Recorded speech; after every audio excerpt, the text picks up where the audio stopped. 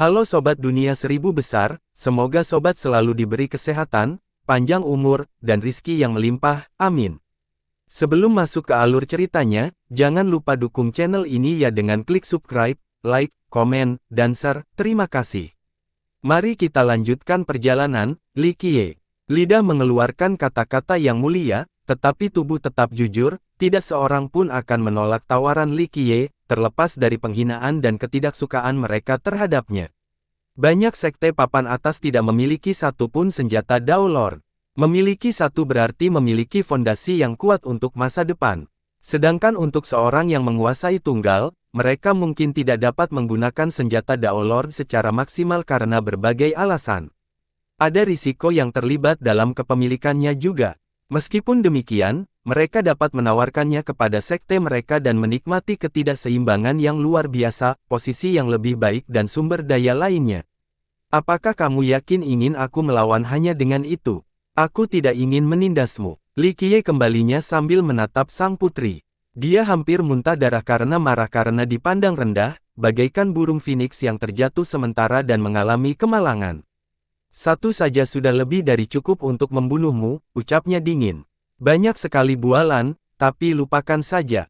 Aku merasa tidak enak menggunakan senjata ini untuk melawan besi tua milikmu. Li Qiye menggelengkan kepalanya. Wajah sang putri menjadi merah, hampir saja patah karena mengucapkan terlalu keras.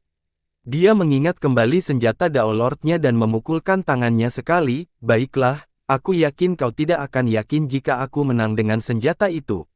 Penonton tercengang. Dia benar-benar memiliki peluang untuk menang dengan menggunakan semua senjata Dao Lord itu secara bersamaan. Ini benar-benar keputusan yang salah. Apa yang sedang dia lakukan? Seorang pakar bertanya-tanya. Sekarang peluangnya untuk menang adalah 0, tambah seorang tetua. Mereka tahu bahwa dia memiliki cara-cara aneh namun ajaib. Namun, bertarung dengan tangan kosong sama saja dengan bunuh diri. Ingat, selain harta, aku punya banyak uang, lebih dari cukup untuk menghancurkanmu sampai mati. Li Qiye tersenyum. Kau bisa punya triliunan dan tetap tak akan bisa menyentuhku. Dia menampilkannya. Tidak perlu triliunan untuk orang sepertimu, 30 juta saja sudah cukup. Li Qiye mengusap dagunya dan merenung. Setelah mengatakan itu, dia memanggil 30 juta 6 Dao Sovereign Refined Jades. Mereka jatuh dengan keras ke tanah. Mata setelah berbinar melihat tumpukan besar batu giok yang dimurnikan. Setiap bagian memancarkan cahaya 10 warna, tampak seperti karya seni yang sempurna. Bagaimana dia akan menghancurkannya dengan batu giok ini? Melemparkannya satu persatu. Seorang pemuda berkata dengan nada skeptis. Dia mungkin melemparkannya dengan kekuatan yang kuat tapi itu tidak cukup untuk menyentuh rambutnya, apalagi melukainya. Ada satu cara. Seorang tetua agung memikirkan satu kemungkinan sambil melihat tumpukan itu. Apakah ini lelucon? Sang putri memasang ekspresi kesal. Dengan kekuatannya, dia dapat menahan hantaman senjata-senjata yang kuat, apalagi batu giok yang dimurnikan. Ini seperti pertarungan serius antara dua orang tuan, tetapi salah satu dari mereka tiba-tiba menyingkirkan senjata mereka dan mulai melempar batu bata. Dia pikir Li Qiye sama sekali tidak menganggap ini serius. Ini pertama kalinya aku mendengar hal ini. Seorang yang khawatir menganggap hal ini menggelikan. Tidak seorang pun pernah mendengar ada orang lain yang tertipu oleh batu giok murni sebelumnya. Putri awan salju merenung sambil mengamati situasi. Dia mendengar sebuah legenda tertentu dari masa lalu. Namun, metode ini hilang seiring berjalannya waktu. Pasti sulit bagi sekte Anda untuk melatih murid bodoh seperti itu ke tingkat ini. Saya harus menunjukkan belas kasihan sebagai bentuk pertimbangan. Li Qiye mengangkat bahu dan berkata, aku sudah berubah pikiran, aku akan membiarkanmu merasakan nasib yang lebih buruk dari kematian. Putri ilusi gemetar karena marah, ingin merobek uratnya dan meminum darahnya. Lakukan tindakanmu selagi kau masih bisa, kata Li Qiye. Mati. Wajahnya berubah marah, tidak lagi tampak secantik sebelumnya. Harta karun di depannya memancarkan 5 cahaya berwarna berbeda. Meletus. Ruang di sekitarnya terkelupas dan mulai beriak ke depan. Hati-hati, dia sedang menyampaikan ruang. Seorang leluhur segera mundur sambil memberitahu juniornya. Itulah kekuatan harta karun penguasa abadi. Yang lain menarik napas dalam-dalam setelah melihat ruang angkasa mencair. Ini berarti Li Qiye, sang target utama, akan hancur juga. Berdengung, sang putri sendiri menjadi halus, hampir menghilang. Muncul, muncul, muncul. Roda bundar dengan gigi logam di tepinya tiba-tiba muncul darinya, cukup tajam untuk memotong semuanya. Hal ini mengubah serangannya menjadi serangan dua arah yang merusak. Musuh terperangkap karena tekanan pemurnian sementara juga harus berhadapan dengan roda-roda spasial ini. Void Well, salah satu dari 6. Seorang tetua agung menarik napas dalam-dalam. Ya, jurus terbaik benteng 9 roda. Dia cukup berbakat untuk mengolah kitab suci surgawi. Seorang jenius menjadi terkejut. Mati, teriaknya dan area di sekitar Li Qiye berubah menjadi kobaran api. Pada saat yang sama, roda-roda tajam itu memotong ruang, siap menghancurkan semua musuh. Pada saat yang sama, harta itu telah menyegel Li Qiye sehingga dia tidak bisa melarikan diri. Klang, klak, klak, gigi-gigi pada roda-roda itu mengeluarkan suara seolah-olah ada jutaan bilah pisau yang memotong apapun yang ada di jalurnya. Segala sesuatu yang terjadi dalam sepersekian detik, melibatkan beberapa kesulitan untuk menyeimbangkannya. Bahkan para leluhur pun terkesan setelah melihat gerakan ini. Mereka tidak akan punya cukup waktu untuk menghindarinya sepenuhnya dan harus menahan serangan itu. Hati-hati, teriakan seorang penonton netral. Di sisi lain, target serangan hanya tersenyum dan melangkah maju lalu berteriak, aktifkan. Begitu kakinya menginjak tanah, garis-garis rune muncul di permukaan dan menjadi cemerlang. Garis-garis itu bergerak ke tumpukan batu giok murni dan memasukkan batu giok satu per satu. Berdengung, ruang bergetar sekali saat batu giok menyala dan melepaskan cahaya dan energi kekacauan. Energinya sangat padat dan bergejolak, tampak seperti merkuri cair yang mengalir. Di dalam hamparan energi ini adalah awal dari dunia baru. Bintang-bintang dan benda-benda langit muncul lebih dulu dan menciptakan entitas raksasa yang terbuat dari kekacauan. Sosok ini sepertinya berisi seluruh kosmos. Makhluk yang kacau itu meraung dan membuat para pendengarnya tuli. Mereka pun jatuh ke tanah, lumpuh. Ia mengangkat telapak tangan untuk melancarkan serangan pamungkas. Ledakan, kain-kain angkasa langsung hancur bersama dengan segel sang putri.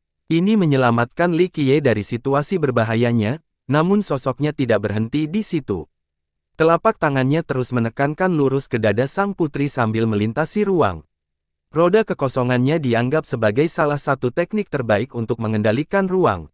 Namun, stabilitas spasial di sekitarnya runtuh dan dia kehilangan kendali. Dia terkejut karena telapak tangan itu sampai di depannya. Dia melingkari harta karunnya langsung ke arah telapak tangan itu sebagai upaya terakhir.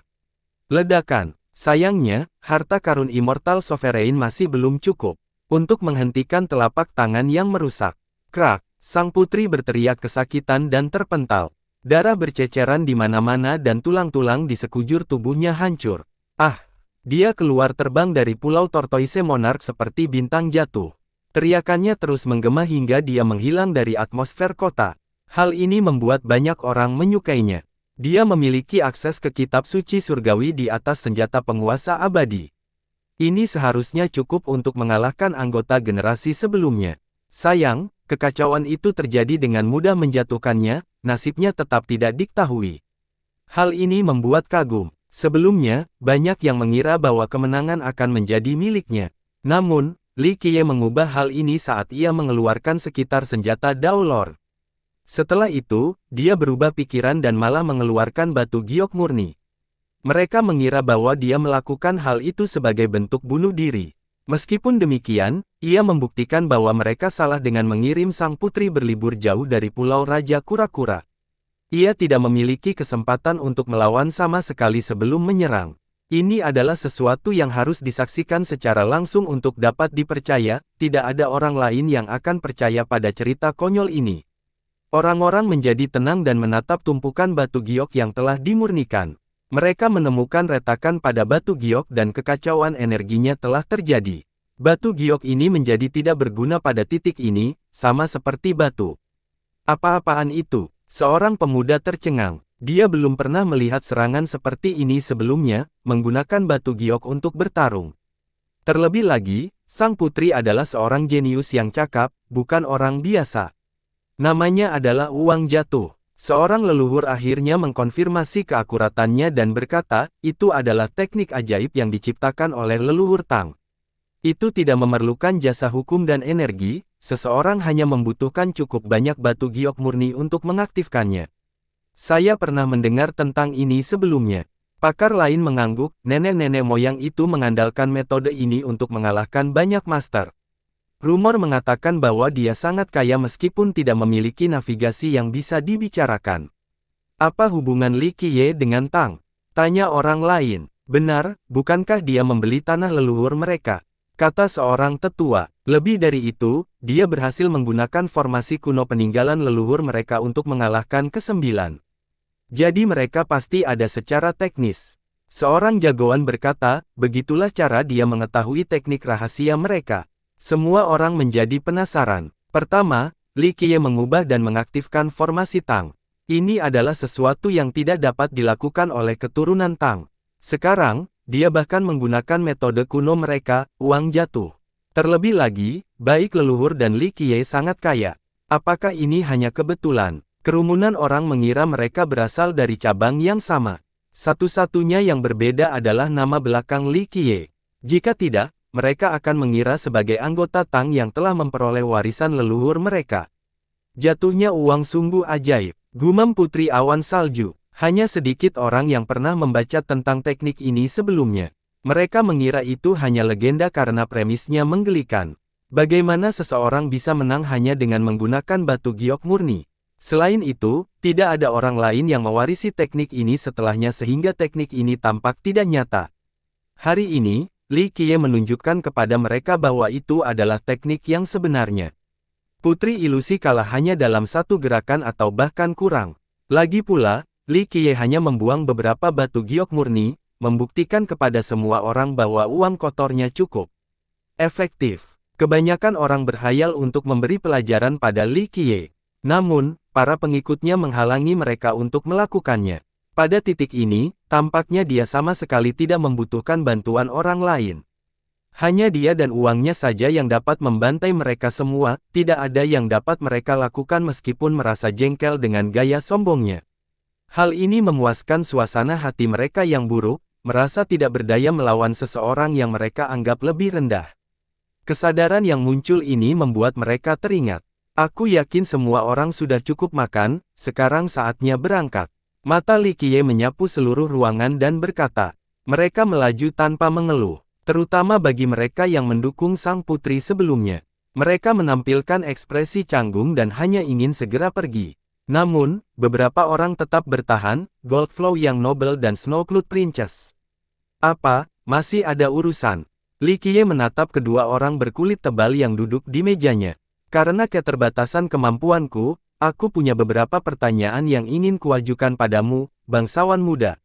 Goldflow tidak menunjukkan tanda-tanda malu, hanya tersenyum cerah. Dia tidak membiarkan reputasinya sebagai orang nomor satu di antara 10 ahli pedang berhenti untuk mencari jawaban. Baiklah, karena suasananya sedang bagus. Tanya saja, Li Qiye menguap dan setuju. Kudengar kau memiliki ilmu pedang yang hebat. Ia berpikir sejenak sebelum mengungkapkan niatnya. Teruskan, ucap Li Qiye. Goldflow tahu bahwa ini adalah topik yang sensitif karena merusak orang lain. Dia berkata, teknik hebatmu langsung mengalahkan murid-murid Kaisar Laut. Aku tahu kau mengacu pada SWOT Point, benar. Li Qiye memotongnya. Ini hanya spekulasi tapi kuharap ini tidak menyinggungmu, bangsawan muda. Kata aliran emas. Dia telah mendengarkan detail pertarungan di luar Hallowed City dan menjadi perhatian terhadap masalah ini.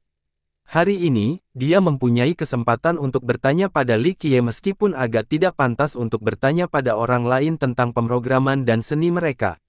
Benar sekali, itu adalah SWOT Point. Li Qiye tersenyum dan berkata. Pengakuannya membuat Goldflow terkejut dan teringat. Bagaimanapun, SWOT Point diciptakan oleh Kaisar Pedang mereka dan dapat digolongkan sebagai teknik dari sekte mereka.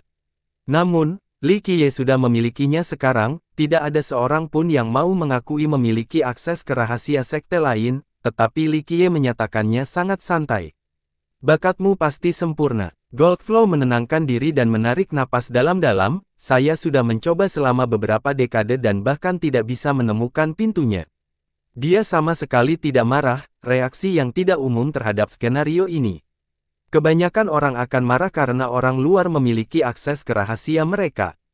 Hal ini mungkin mengakibatkan perburuan pelaku terhadapnya karena semua murid memiliki tanggung jawab untuk melindungi sekte mereka. Tidak marah sama sekali, Li Qiye menggambarkannya. Goldflow tersenyum kecut dan tenang sambil berbicara dengan bangga, "Tidak, bangsawan muda. Nenek moyang kita percaya pada penyebaran ilmu pedang sehingga teknik kita mudah diakses oleh dunia. Bagaimana mungkin kita, keturunan mereka, menentang cara mereka? Kaisar pedang mengajarkan ilmu pedang kepada banyak orang. Itulah sebabnya banyak sekte saat ini memiliki hubungan yang erat dengan sekolah kebajikan. Jadi, tidak masalah bagi Li Qiye untuk memiliki ujung pedang. Saya hanya ingin tahu karena saya telah mencoba mempelajari teknik ini. Ini menunjukkan betapa hebatnya Anda, jadi saya dengan rendah hati meminta bimbingan Anda," kata Goldflow. "Bukannya aku tidak ingin mengajarmu, hanya akan membuang-buang waktumu jika mempelajarinya." Li Qiye menggelengkan kepalanya. "Bagaimana Anda bisa menjelaskan lebih lanjut, Tuan Muda?" Goldflow tidak menduga jawaban ini. "Kamu membuat pedang Dao 9 Matahari, jadi jangan khawatir tentang ujung pedang. Perbedaan antara keduanya terlalu besar." Li Qiye berkata, "Baik pedang Dao 9 Matahari leluhurmu maupun pedang surgawi Matahari Gila fokus pada keganasan yang tak terkendali, sedangkan ujung pedang adalah kebalikannya. Jadi, kamu tidak perlu mencari ujung pedang. Keuntungan tidak akan menutupi kerugian, keserakahanmu akan merugikan pertumbuhanmu." Goldflow mencerna informasi ini dengan saksama, lalu membungkuk dalam-dalam ke arah Li Qiye, "Saranmu lebih berharga daripada berpikir selama bertahun-tahun, aku sangat menghargainya." Li Qiye benar, ia berlatih Dao Pedang 9 Matahari yang diciptakan oleh Kaisar Pedang. Kaisar telah menciptakan banyak Dao Pedang di masa lalu. Kemudian, ia menemukan pedang surgawi Matahari Gila setelah menjadi penguasa Dao. Namun, dia tidak memperoleh ilmu pedang yang setara. Oleh karena itu, ia menciptakan ilmu pedang sendiri setelah mempelajari ilmu pedang 9 Matahari. Hasilnya cukup mengesankan. Ilmu pedang itu mungkin tidak keahlian ilmu pedang legendaris, tetapi masih tak terkalahkan. Berkat bakat bawaan Goldflow, ia dianggap sebagai murid elit yang layak untuk digali. Ia mulai mempelajari Nine Sun di usia muda. Meskipun demikian, ia masih tertarik pada ilmu pedang kaisar yang lain, ujung pedang. Sayangnya, hal ini gagal membuatnya dan menjadi duri dalam dagingnya. Inilah alasannya mengapa dia menjadi tertarik pada Li Qiye setelah mendengar cerita itu. Sayangnya, dia bukan orang yang keras kepala dan tahu bahwa Li Qiye benar. Li Qiye tersenyum dan menerima isyarat itu. "Ada catatan tentang SWOT point yang ditinggalkan oleh Kaisar di Duality Academy, benarkah itu?" Putri Snowcloud bertanya pada Li Qiye. "Kamu telah belajar banyak." Li Qiye tersenyum. "Pengetahuanku yang dangkal tidak ada apa-apanya dibandingkan dengan pengetahuanmu, bangsawan muda," kata sang putri. "Berhenti, tidak perlu mencari tahu siapa aku." Li Qiye menghentikan dan membubarkan mereka. Duo itu cukup pintar untuk mengetahui bahwa sudah waktunya untuk pergi. Mereka membungkuk dan meninggalkan restoran. Li Qiye kemudian mengalihkan pandangannya ke arah Tao tua itu dan bertanya, "Bukankah seharusnya kamu tidur di halaman?" Aku di sini untuk mencarimu, bangsawan muda." Peng Daois mendengus. Awalnya dia ingin merekrut Li Qiye, tapi akhirnya dia menyadari sesuatu dan ingin menemukan Li Qiye. Itulah sebabnya dia meninggalkan pulau itu dan memulai pencarian, tidak menyangka akan ada masalah yang datang. "Mengapa kamu mencariku?" Li Qiye tersenyum. "Baiklah, bangsawan muda." Tao tua itu mengusap telapak tangannya dan tertawa hampa, "Saya meningkat hanya dengan sedikit petunjuk dari Anda, jadi saya ingin lebih lagi." Matanya penuh dengan ketulusan dan keinginan saat menatap Li Qiye. Kembali ke pulau, Li Qiye dengan santai membantu pria itu dan mendorongnya melonjak seperti angin. Pemahamannya tentang Dao juga meningkat pesat. Tiba-tiba dia merasakan koneksi yang beresonansi dengan pedang leluhur yang telah dia bawa selama bertahun-tahun. Rupanya mulai terbangun. Hal ini membuatnya gembira dan menyadari keterlibatan Li Qiye. Terlebih lagi, apa yang diberikan Li Qiye kepadanya tidak bertentangan dengan hukum prestasi sekte tersebut. Keduanya tampaknya memiliki sumber yang sama dan bekerja sama secara serempak. Peningkatan buruknya berjalan lancar dan tanpa hambatan, membawa lautan yang menerima semua sungai. Ia mengalami perubahan besar sehingga ia terbangun dari tidurnya. Oleh karena itu, ia tidak keberatan menempuh perjalanan jauh untuk menemui Li Qiye guna mendapatkan bantuan lebih. Lanjut, meskipun demikian, dia merasa agak canggung karena dia mencoba merekrut Li Qiye untuk menjadi muridnya. Ia bahkan bersumpah bahwa ia akan mewariskan halaman itu kepada Li Qiye. Saat ini, orang terakhir telah menjadi orang terkaya di dunia, belum lagi orang yang memiliki pengetahuan lebih banyak tentang Dao selain dirinya sendiri. Sayangnya, dia mengabaikan semua ini dan masih menginginkan lebih banyak bimbingan. Aku tidak punya apapun untuk mengajarimu. Li Qiye menggelengkan kepalanya, aku hanya mengemudikan perahu mengikuti arus, tidak lebih. Petik 2 tanda tanya petik 2. Sang penganut Tao tidak mengerti. Apa yang dilakukan Li Qiye lebih baik daripada dia menghabiskan ribuan tahun dalam pelatihan. Peningkatan kemampuanmu berasal dari akumulasi dan kerja kerasmu sebelumnya. Li Qiye tersenyum, bayangkan sebuah perahu yang terdampar di tepi laut dengan arus yang kuat. Yang kulakukan adalah mendorongmu kembali ke dalam air dan membiarkan ombak membawamu. Ombak ini diperkuat oleh usahamu di masa lalu, karena itu tingkat efektivitasnya tinggi. Sang penganut Tao memutar ulang saat berputar. Ya, prosesnya memang lancar dan sempurna. Ia tidak menemui kendala yang sama sekalipun meskipun mendapat bimbingan dari orang luar. Apakah Li Qiye berkata jujur? Apakah itu hanya dorongan sederhana? Apa yang harus aku lakukan? Sang penganut Tao mengusap kepalanya, bingung. Jangan mencoba memaksakan masalah, ikuti saja alurnya seperti sebelumnya. Makanlah pada saat waktunya makan, tidurlah pada saat waktunya tidur. Bebaskan diri dari kekhawatiran, begitulah seharusnya seorang yang cerdas. Kata Li Qiye. Jadi ya. Sang Tao memperkirakan sambil mengingat kata-kata Li Qiye. Dia memang telah melakukan semua ini di masa lalu, menjalani hidup sederhana dan tidak meremehkan apapun. Ia menemukan kepuasan dalam hal ini. Hukum prestasi sekte tidak pernah menuntut peningkatan yang cepat. Mereka hidup seperti manusia biasa tanpa takut mati muda. Terima kasih, bangsawan muda. Anda telah mencerahkan saya. Peng Daois membungkuk. Li Qiye mengulurkan tangannya dan berkata, tetaplah di sini, tim ini membutuhkan orang yang malas dan tidak bersemangat seperti dirimu. Kamu boleh bertanya apapun yang kamu punya nanti. Dia dengan jelas menyukai penganut Tao ini, membiarkannya tinggal tanpa tuntutan apapun. Terima kasih. Sang penganut Tao belum punya rencana untuk kembali, jadi ini adalah saat yang tepat. Saat ini, ia bisa tinggal bersama orang-orang terkaya di dunia. Percakapan mereka berhenti di sini sejak seorang wanita cantik memasuki restoran. Bangsawan muda, dia menundukkan kepalanya ke arah Li Qiye, tidak lain adalah Ning Zhu yang telah pergi. Apakah kalian bertemu? Dia mengangguk padanya. Ekspresinya tampak sedih sesaat sebelum dia menjawab, ya, aku sudah bertemu dengan tuanku. Mereka akan bertarung saat bulan purnama berikutnya di Lakesin Peak. Sudah dekat, kita akan mulai menonton. Kata Li Qiye. Dia mengangguk pelan sambil merasa sentimental di dalam hatinya. Pertemuan terakhir mungkin adalah yang terakhir. Pertarungan itu tidak dapat dihindari karena Nin tidak akan pernah menyerah. Ada berbagai cara untuk mengalahkan Nin. Misalnya, meminta bantuan Li Qiye. Namun, gurunya adalah seorang yang berkuasa yang sombong dan ingin bertarung secara adil melawan Nin. Ini adalah cara untuk menjaga harga dirinya dan reputasi pedang kayu. Kenyataannya, dia tidak percaya diri sama sekali tetapi menghindari tantangan bukanlah pilihan. Dia memahaminya dan tidak pernah mencoba membujuknya. Dia mengucapkan selamat tinggal, mengetahui bahwa itu bisa jadi percakapan terakhir mereka. Medan perang sebenarnya berada di Cloud Dream Lake. Dia datang untuk menyaksikan pertempuran tersebut. Ini adalah tanggung jawabnya sebagai murid.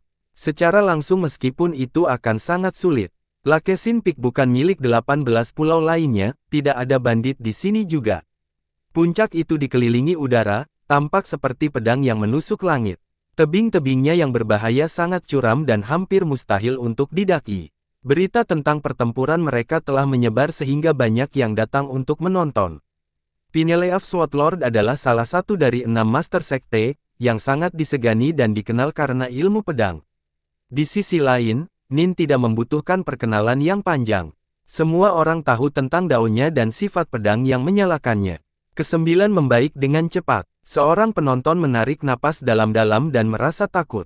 Dia baru saja membunuh Master Klan Wave Splitter, sekarang dia menantang Pineleaf Sword Lord yang menurut pendapatku, seharusnya berada di posisi kedua di antara keenamnya, hanya di belakang Terra Sword Saint. Master Klan Wave Splitter juga merupakan salah satu dari Master 6 Sekte. Seni taktik juga terkenal, pertarungan itu tidak ada yang ditonton. Ini adalah permintaan dari Wave Splitter Klan Master. Mungkin dia tidak ingin orang lain melihat kekalahannya. Akhirnya, kesembilan berhasil membunuh dan langsung memberikan tantangan baru. Ini seharusnya menjadi tanda kekuatan yang semakin meningkat. Banyak sekali pembudidaya yang datang sebelum tanggal yang ditentukan untuk menyaksikan pertarungan antara Pineleaf Sword Lord dan Nin. Lakesin Peak penuh sesak, orang-orang melayang di udara, menginap di kapal, atau sekadar berjalan di atas air. Mereka tahu bahwa pertempuran ini akan diwarnai energi pedang yang mengamuk dan menjaga jarak, tidak ingin mengambil risiko cedera atau mungkin kematian. Terlebih lagi, 18 Pulau Iu tampak agak sepi. Para bandit tidak keluar atau menghentikan siapapun yang ingin masuk. Bisa jadi karena Li Qiye telah menghancurkan Pulau Naga Hitam atau ketenaran Nin yang membuat mereka tidak dapat ikut campur dalam pertarungannya. Bagi para bandit ini, mereka tidak keberatan memprovokasi sekte yang lebih besar. Sekte-sekte ini memiliki aturan yang harus dipatuhi, tetapi Nin tidak ragu untuk membantai. Dia tidak pernah mengikuti jalan konvensional yang membuatnya pusing untuk dihadapi. Bulan bundar akhirnya muncul dan menerangi sungai dengan damai. Puncaknya yang besar berdiri dengan gagah seperti pedang surgawi. Tempat itu cukup ramai dengan diskusi di mana-mana. Orang-orang dari seluruh dunia telah datang, bahkan para guru sekte dan leluhur. Ini adalah acara besar sehingga mereka berharap bisa mendapatkan wawasan Dao darinya. Lebih jauh lagi, beberapa dari mereka mungkin menjadi target Nin berikutnya. Generasi muda juga datang, Putri Awan Salju, bangsawan muda aliran emas, King Chengzi. Nin mungkin monster, tetapi prestasinya dalam ilmu pedang jelas terlihat, seorang jenius sejati. Lawannya, Pineleaf Sword Lord, juga merupakan pendekar pedang terkenal lainnya. Dia telah mempelajari ilmu pedang selama bertahun-tahun dan seharusnya memiliki interpretasi khusus tentang ilmu pedang ini. Para jenius muda ini berharap untuk menyaksikan pertarungan dan belajar lebih banyak tentang Dao yang mendalam ini. Orang-orang mulai membicarakan pertarungan itu dengan tenang. Siapa yang akan menang? Tanya seorang pemuda. Yang kesembilan memiliki peluang lebih tinggi untuk menang. Seniornya berkata dengan serius, Dao-nya mungkin meningkat setelah membunuh Master Klan Wave Splitter. Mungkin Pineleaf Dao Lord dapat mengandalkan kekuatan internal dan kekuatan mentah yang lebih besar. Seorang ahli berkata, ia memiliki keuntungan di sana dan harus menghindari persaingan langsung. Memperpanjang pertarungan lebih baik baginya. Kalau begitu, kau tidak tahu tentang harga diri seorang pendekar pedang. Salah satu dari 6 pemimpin sekte tidak akan bertarung seperti kura-kura pengecut. Dia jelas meremehkan taktik semacam itu. Seorang pemimpin sekte tidak setuju. Diskusi menjadi panas. Sebagian mengira Nin pasti menang sementara sebagian lainnya yakin bahwa sang penguasa pedang masih punya peluang.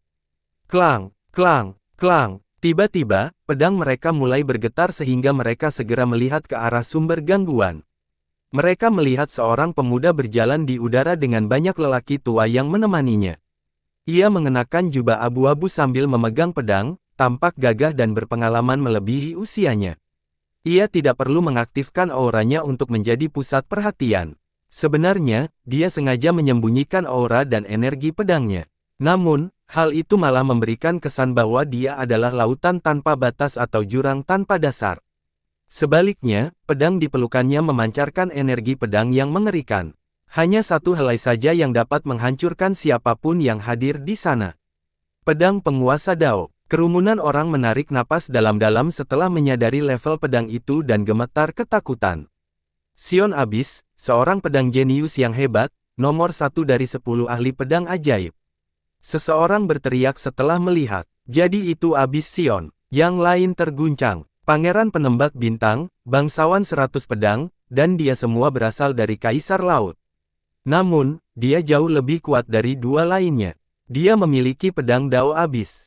Kata orang lain, tunggu, kukira Goldflow yang nobel adalah pemimpin dari 10 orang itu.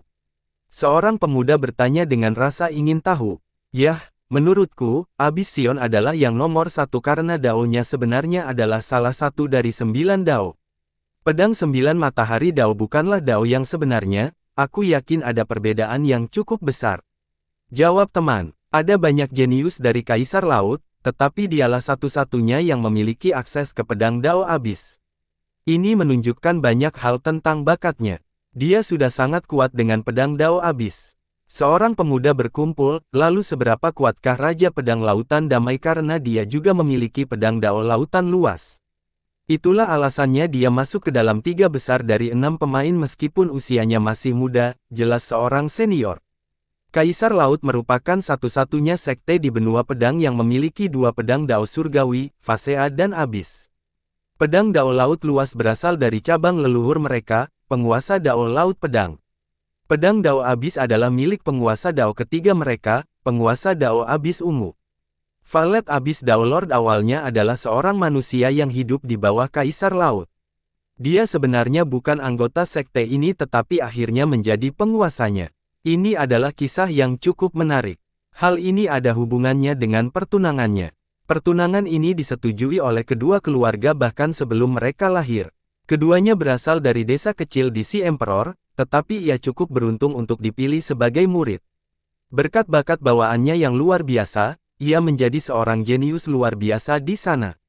Kesenjangan status menjadi jelas, seorang penduduk desa versus seorang jenius dari sekte besar. Gadis itu kemudian menjadi petani, sebuah eksistensi yang dianggap rendah. Sedangkan untuk si jenius, ia memiliki kesempatan untuk mengalahkan Kaisar Laut, seekor naga di antara manusia. Terlepas dari era dan partai, perbedaan status ini tidak dapat diatasi. Pasangan seperti itu tidak memiliki peluang untuk tetap bersama. Dengan demikian, sang jenius Kaisar Laut memutuskan melanggar dan memperoleh kebebasan lagi.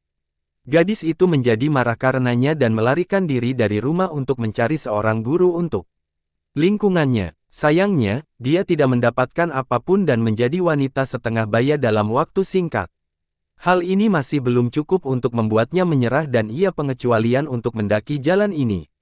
Akhirnya, kegigihan dan ketekunannya membuahkan hasil saat ia menemukan pedang Dao Abyss dan pedang Surgawi Abyss. Hal kedua ini membuatnya tak terhentikan. Pada saat itu, mantan pertunangannya telah menjadi penguasa Kaisar Laut. Ia kembali ke kerajaan dan mengalahkannya, memaksanya untuk turun tahta dan mengambil alih posisinya. Kemudian, ia menjadi penguasa Dao, Kaisar Laut ketiga.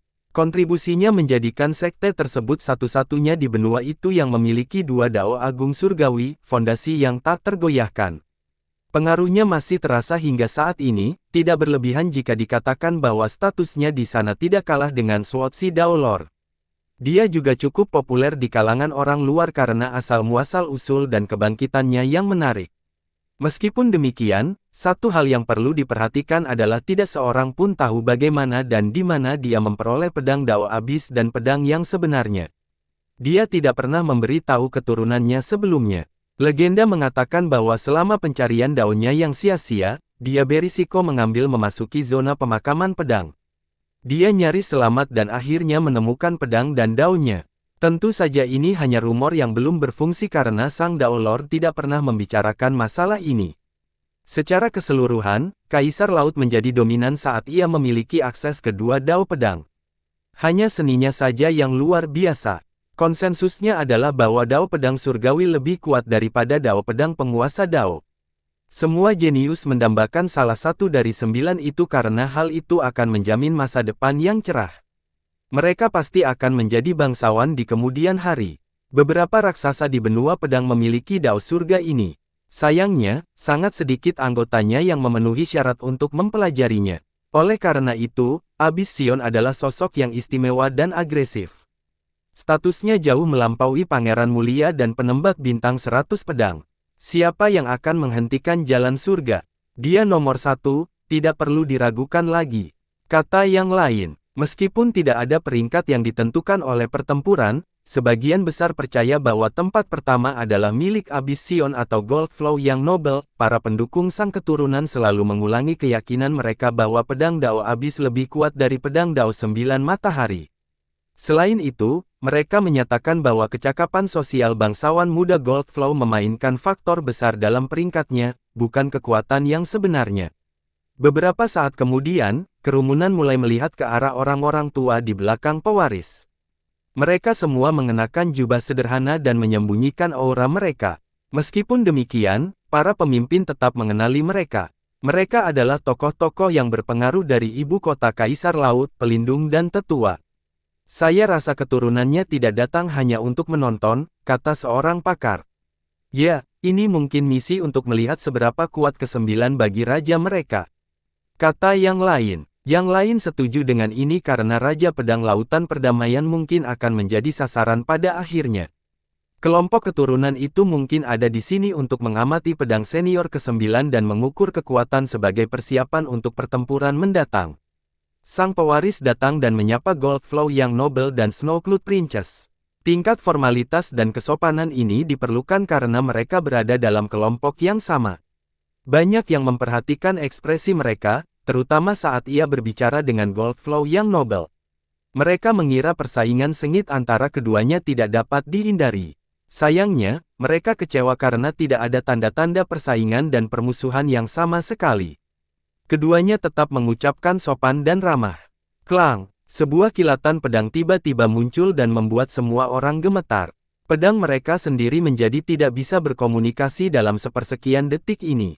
Begitu kilatan cahaya itu menghilang, seorang pria parubaya muncul di hadapan semua orang. Dia memiliki perawakan yang megah, berdiri tegak dan gagah seperti gunung yang tidak dapat dilintasi. Alisnya berbentuk seperti pedang dan matanya seterang bintang, dia pastilah seorang pria populer di masa mudanya.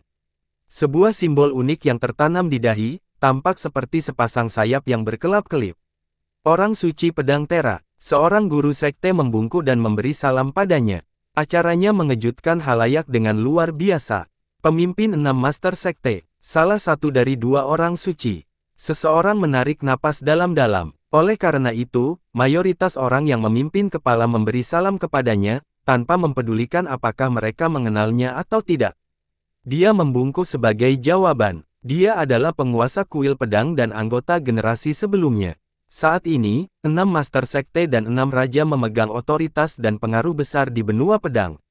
Dia juga bagian dari kelompok lain, 2 orang suci dari benua pedang, yang lainnya adalah orang suci pedang 9 matahari yang merupakan penguasa sekolah kebajikan. Tera Swordsein merupakan pemimpin 6 Master Sekte, sedangkan Nine Sun Swordsein merupakan pemimpin 6 Raja. Keberadaan teratas di benua ini tentu saja adalah 5 penguasa tertinggi. Namun, mereka jarang menunjukkan diri dan rumor mengatakan bahwa 1 atau 2 dari mereka telah meninggal. Tokoh-tokoh besar berikutnya adalah para leluhur teratas seperti Hallowed City Lord, Nightloom of Cloud Dream Lake. Tokoh-tokoh ini sama penyendiri seperti kelompok pertama. Seperti 6 Master Sekte dan 6 Raja, mereka lebih sering tampil di depan publik karena mereka memiliki peran aktif dalam administrasi. Menjadi penguasa kuil pedang tentu saja meningkatkan status Tera Swordsein. Tentu saja, dia juga sangat kuat. Kuil pedang memiliki 3 penguasa Dao sehingga benar-benar merupakan sekte teratas di benua ini. Sekte-sekte yang setara dengannya termasuk sekolah berbudi luhur dan tanah pedang Daois. Sedangkan untuk benteng 9 roda, totalnya ada 4 penguasa Dao. Kuil pedang berbeda dari sekolah-sekolah sejenisnya. Sekolah kebajikan memiliki ikatan dan hubungan di mana-mana. Daoist Sword Ground yang didirikan oleh Dewa Perang Dao Lord fokus pada pertarungan dan pertempuran, dan menjadi sangat terkenal dalam prosesnya.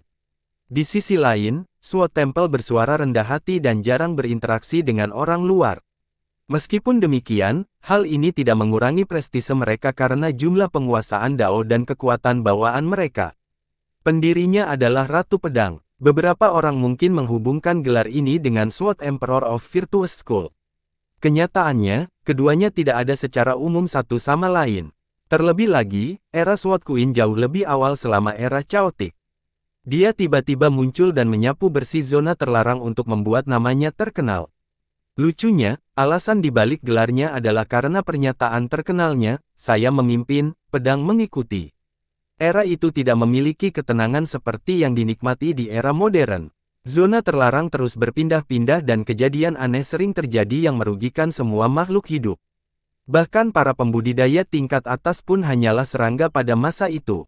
Ratu Pedang muncul entah dari mana dan menyapu kekacauan dengan pedang, membunuh hingga ke dalam zona pemakaman pedang.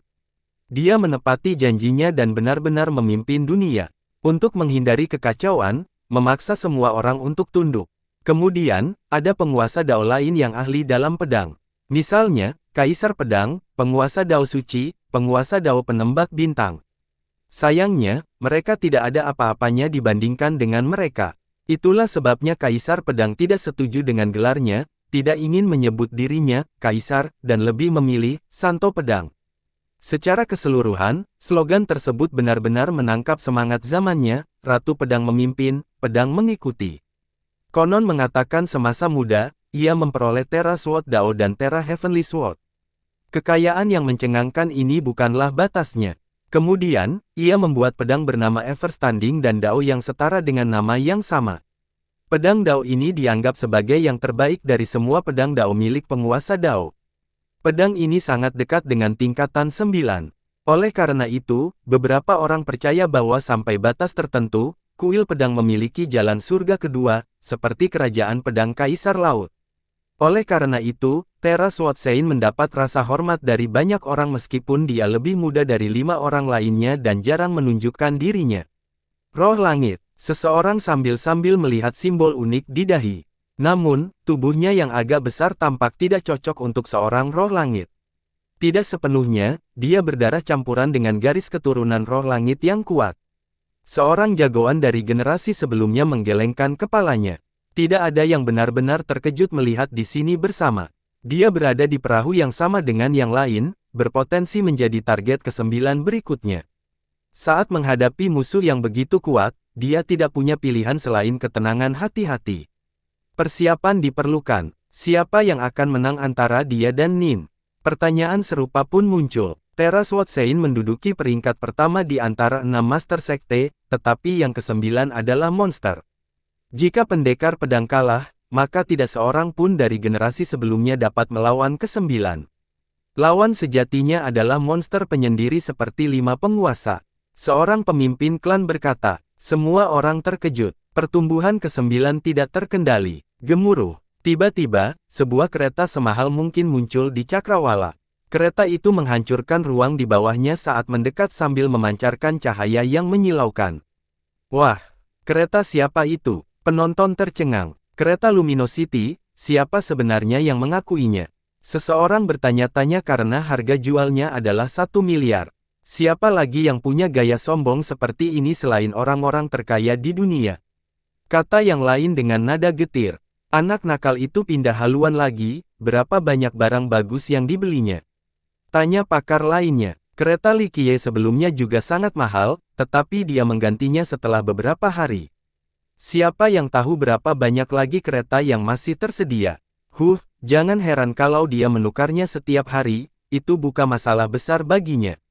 Seorang Master Sekte berkata dengan nada cemburu.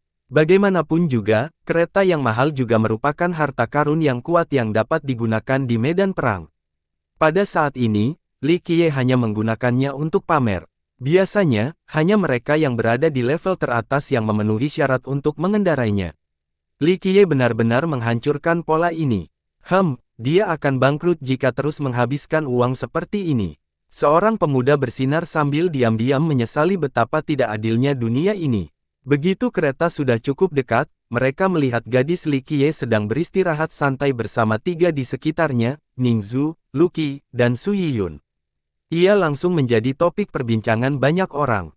Tentu saja, mayoritas orang berpendapat negatif terhadapnya. Beberapa orang melirik abis Sion karena perseteruan antara Li Qiye dan Kerajaan Pedang Kaisar Laut. Meskipun dia tidak secara langsung membunuh Star Shooter Prince dan 100 Blade Noble, dia tetap memainkan peran penting. Terlebih lagi, dia mempermalukan mereka dengan mengambil calon ratu mereka. Ini bahkan lebih tidak bisa dimaafkan. Namun, abis Sion hanya memiliki ekspresi dingin dan tidak langsung datang untuk membalas dendam, tidak seperti rekan-rekannya yang gugur. Sebaliknya, kelompok Goldflow yang nobel tidak memiliki masalah untuk datang menyambut Li Qiye. Bagus, aku tidak menunda pertunjukan. Li Qiye berbaring malas di sana, terlihat seperti tuan muda yang tidak sopan di mata orang lain. Kebanyakan orang membenci gayanya tetapi tidak bisa berbuat apa-apa tentang hal itu. Di mana pasukannya? Seseorang bertanya karena sebelumnya, Li Qiye memiliki pasukan dan banyak pelayan. Saya pikir mereka berkemah di Pulau Black Tortoise. Seorang petani yang berpengetahuan luas berkomentar. Apakah dia mencoba mengambil alih wilayah ini? Tanya yang lain, sebuah pertanyaan yang muncul di benak banyak orang. Pertama, dia menghancurkan Raja Naga Hitam. Saat ini, pasukannya berada di luar Pulau Kura-Kura Hitam.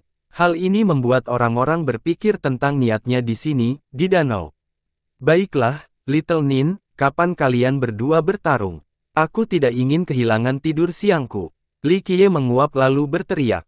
Yang lain saling bertukar pandang setelah mendengar ini. Mereka semua takut pada kesembilan karena sifatnya yang suka membunuh. Di sini, Li Qiye sama sekali tidak peduli.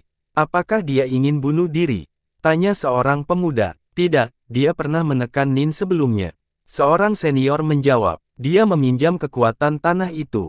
Temannya langsung tidak setuju. Klang, sebuah pedang turun dan tertancap di puncak gunung.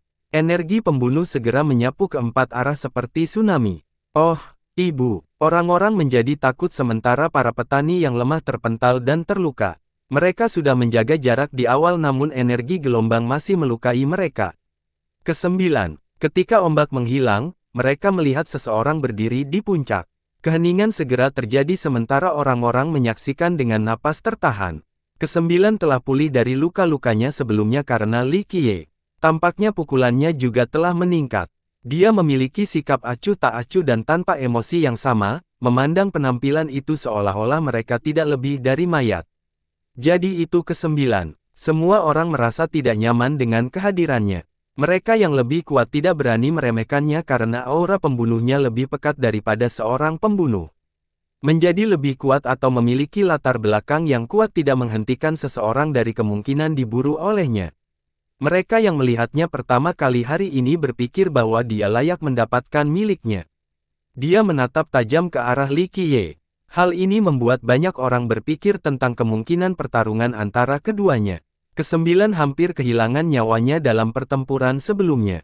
Banyak orang akan berjemur dan mencoba mencari cara untuk menghapusnya. Namun, kesembilan tidak menunjukkan tanda-tanda emosi, tidak ada kemarahan juga terhadap Li Qiye. Sepertinya dia mungkin telah melupakan pertemuan mereka.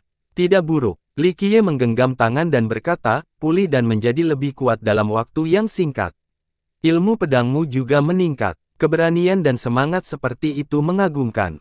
Yang lain berpikir bahwa Li Qiye tidak takut, berani berbicara kepada Nin dengan cara seperti ini. Mereka berpikir bahwa dia benar-benar istimewa dan memperlakukan semua orang dengan cara yang sama. Benar-benar mengesankan. Seorang tokoh besar mengangguk setuju. Siapapun pasti akan marah pada Li Qiye saat ini karena mengungkit kekalahan mereka.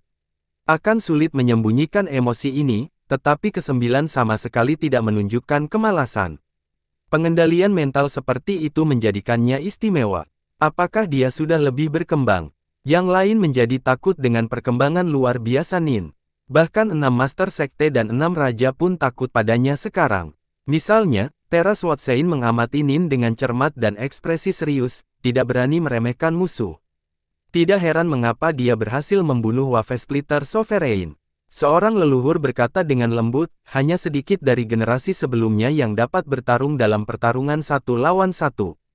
Jika dia berhasil mencapai variasi persahabatan, 5 penguasa tidak akan punya pilihan selain bertarung. Benar, variasinya cukup untuk melawan mereka. Seorang junior menjadi khawatir. Bagi para pembudidaya biasa, 5 penguasa berdiri di puncak benua pedang. Mungkin, atau setidaknya, akan sangat dekat. Sang leluhur menjawab, yang cukup baginya untuk melakukan apapun yang diinginkannya. Ingat, yang ke-13 pernah membunuh seorang penguasa Dao sebelumnya. Jadi Pineleaf Sword Lord tidak bisa menang.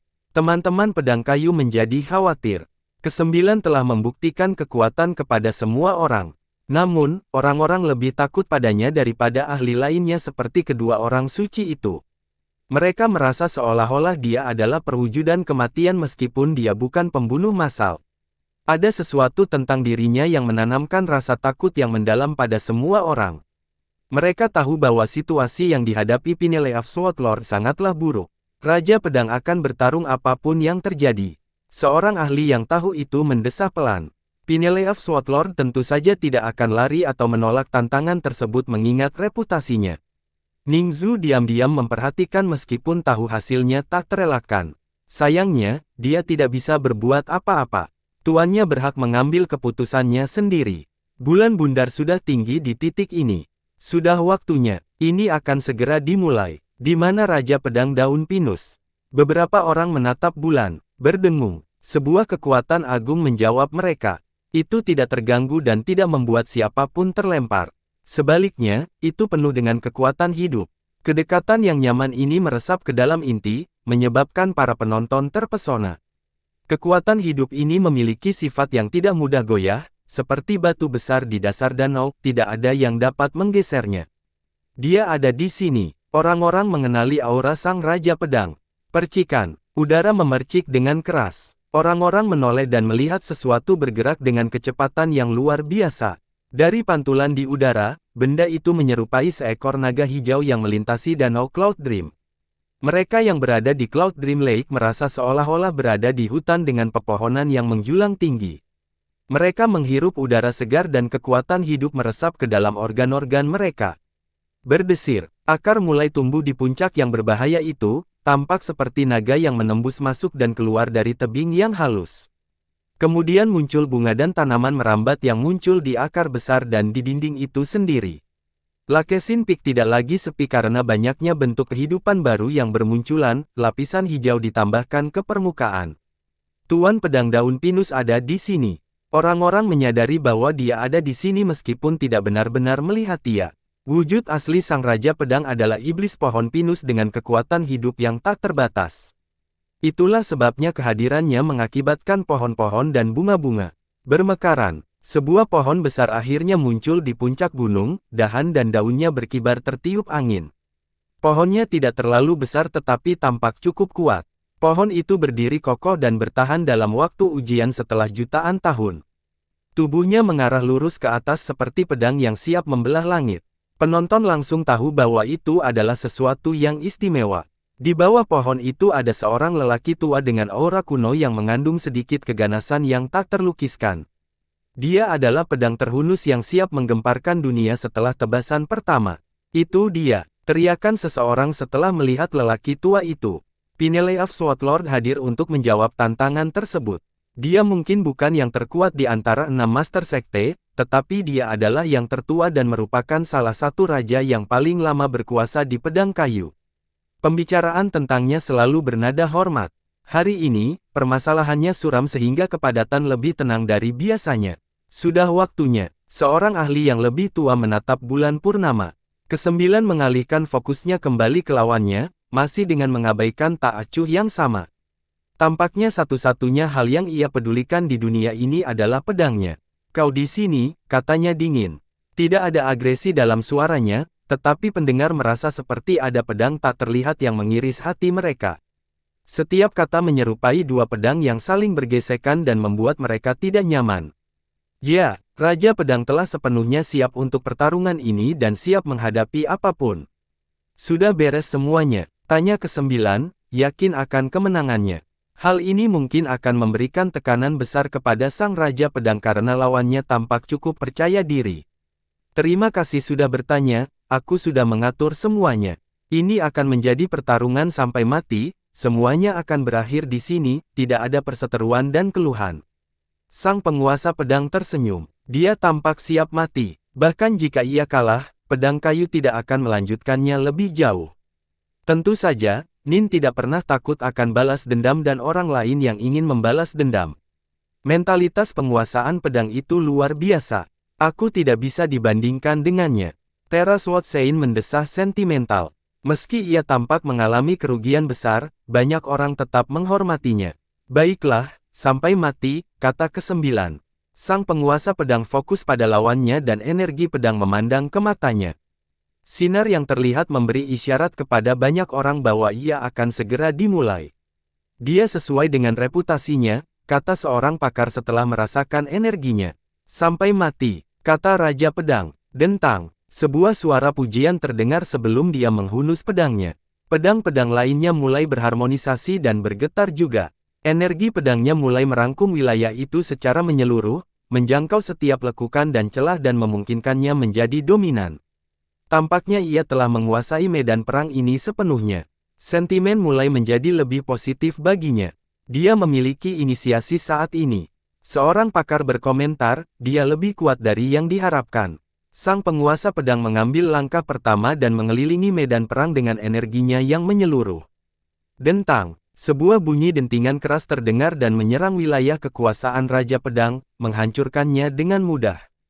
Kesembilan telah menghunus kaktus, melepaskan hawa dingin yang disertai dengan niat membunuh yang membuat banyak orang ketakutan. Meskipun ia hanya memegangnya, sejumlah orang di kelihatannya mengerang kesakitan seolah-olah mereka ditusuk-tusuk. Pedang ke-9 terlalu tajam. Seorang master sekte memuji setelah mendapatkan kembali ketenangannya. Dadanya masih berdenyut. Itu pedang yang bagus. Pineleaf Swortlord memuji sambil melihat senjata itu. Memang, dia lebih suka membunuh yang layak. Ke-9 menjawab dengan dingin. Ke-9 tidak mencoba berpura-pura atau apapun dan mengutarakan dengan cara yang apa adanya. Meski begitu, penonton tetap menarik napas dalam-dalam. Jika dia tetap hidup, bahkan jika dia tidak menjadi penguasa Dao, dia akan mampu menjadi seseorang yang mampu membunuh penguasa Dao.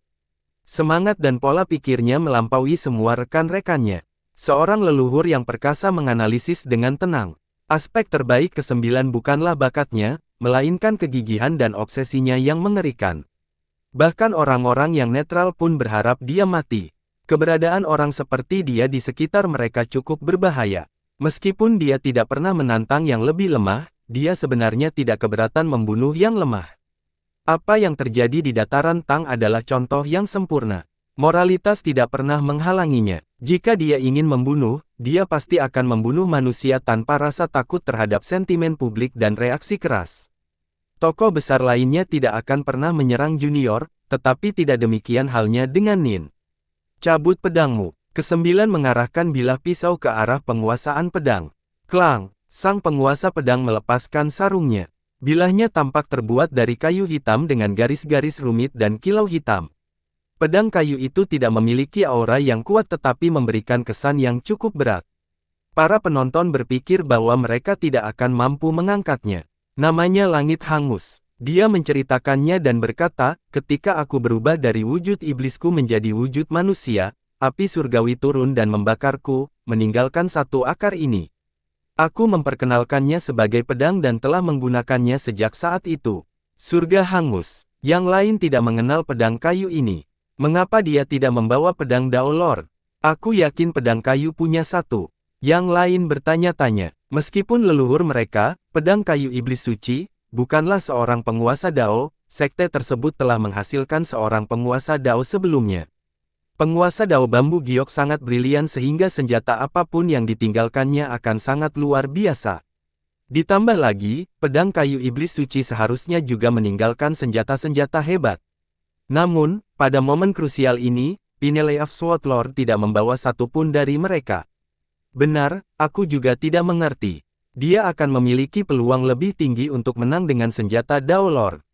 Seorang yang melibatkan generasi terakhir merasa bingung dengan hal ini. Beberapa orang mengira bahwa ia mencari kematian dengan memilih senjata yang lebih rendah. Ia pasti bisa meminta senjata itu mengingat ia adalah raja mereka. Senjata terbaik adalah yang paling cocok. Seorang leluhur yang kuat berkata, ini adalah sesuatu yang dapat membantu menggunakan Grand Dao-nya secara maksimal. Tetua agung kuno lainnya mengangguk, ya, pedang itu dibuat dari akar utamanya, alasan kelahiran dan takdirnya. Ditambah lagi, pedang itu disempurnakan oleh api surgawi jadi ini istimewa. Pedang itu memiliki kekuatan dasarnya dan kekuatan Dao Langit. Satu-satunya hal yang kurang adalah popularitasnya karena sifatnya yang tertutup. Dalam arti yang lebih luas, pedang itu tidak sebanding dengan senjata Dao Lord. Namun, pedang itu sempurna untuk Sword Lord. Perubahan wujud aslinya menyebabkan api dari atas turun dan membakar pohon itu menjadi abu. Namun, akar utamanya tetap utuh, meskipun hangus. Ini adalah bukti ketangguhannya. Oleh karena itu, ia menyempurnakannya menjadi senjata pribadi. Pedang yang bagus, teman yang baik setelah kematian, kata Nin, sekali lagi menegaskan keyakinannya. Dimulai dengan itu dan diakhiri dengan itu juga. Tidak buruk, mari kita mulai. Sang penguasa pedang tidak marah sama sekali. Percakapan terhenti saat keduanya saling menatap tajam. Sang penguasa pedang mengambil posisi pedang. Bahkan angin pun berhenti sementara para penonton menahan napas. Pertempuran besar menanti. Mata kesembilan sedingin udara yang mengalir dengan afinitas es. Energi pedang mereka memulai pertarungan sengit. Jika ada yang terjebak dalam pertempuran mereka akan berubah menjadi kabut berdarah karena energi yang sangat besar. Mati, teriakan Nin bergema di telinga semua orang. Dia melompat ke udara sambil memegang pedangnya di belakang punggungnya. Tebasan berikutnya melepaskan rentetan tebasan, menghancurkan kubah langit. Semua orang di bawahnya tampak sangat kecil jika dibandingkan. 10.000 tebasan itu dapat membantai berjuta-juta jiwa, mengubah mereka menjadi jiwa-jiwa yang hilang. Variasi keempat, tak bernyawa. Orang-orang melihat ilusi mereka dipenggal, kepala mereka melayang di udara sementara darah keluar menyembur. Adegan kematian dan kematian yang mengerikan ini membuat mereka ketakutan. Gunungan mayat dan lautan darah akan menjadi kesamaan di 3.000 dunia setelah menjadi sasaran tebasan-tebasan ini. Kesembilan memuat 3 variasi pertama untuk memulai pertarungan. Ia tidak perlu menahan diri menghadapi lawan yang cukup tangguh ini. Sementara itu, sang Raja Pedang masih berdiri di bawah pohon pinus. Klang, daun-daun yang tak terhitung banyaknya berubah menjadi pedang dan berkumpul di depannya untuk melindunginya. Bersambung,